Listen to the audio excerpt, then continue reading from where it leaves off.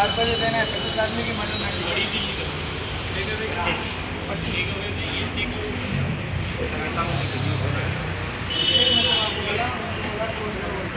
आपको फोन करता बोले मैं हुसैन को बोला